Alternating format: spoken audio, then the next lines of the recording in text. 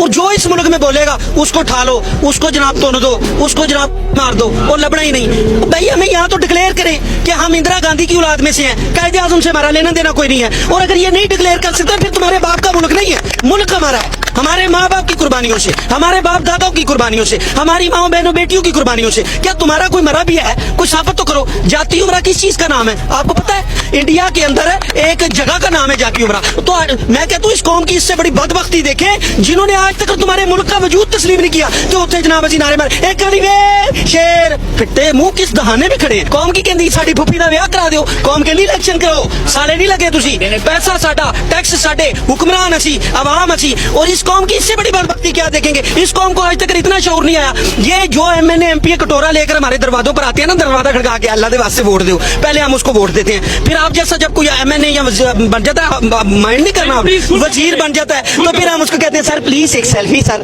وہ پھٹے منہ کرتوت ہماری یہ ہے کہ ہمیں خود ہی شعور نہیں آ رہا کہ مانگنے والے بھکاری کو ہم خود کہہ رہے ہیں سر ایک سیلفی. اس کو چاہیے کہ وہ کہ یار تسی مینوں عزت دیتی, ساڈی گڈی دے اوتے ایک جھنڈا لوایا, اون دے اوتے ہوٹر لوایا, 4 گنمین دیتے نے, مینوں گھروں سالن نہیں سی ملتا, تو تہاڈی وجہ نال میں ممبر آف پارلیمنٹ بنیا. یہ اتنا بڑا فیصلہ آباد میں وہ جو چول مول ہوا ہے, مجھے یہ بتائیں کسی نے ختم نبوت پر بات کی ہے؟ کہاں گیا ان کا وہ چابی والا عشق رسول اللہ؟ کہاں پر ہے یہ؟ شرم نہیں آتی ان کو؟ ان کی غیرت نہیں جاگتی؟ مسلمانوں کے یہ جذبات کو مرجوع کرتے ہیں, کوئی ایک لیڈر بار بھی شرم نہیں آیا؟ ایڈی انڈیا داڑیاں, ایڈی انڈیا پگاں, تو نال الحمدللہ رب العالمین, شکر الحمدللہ, اور ڈب کے مر جاؤ یار. کب تک اس ملک میں تم اسلامی سیاستیں کرتے رہو؟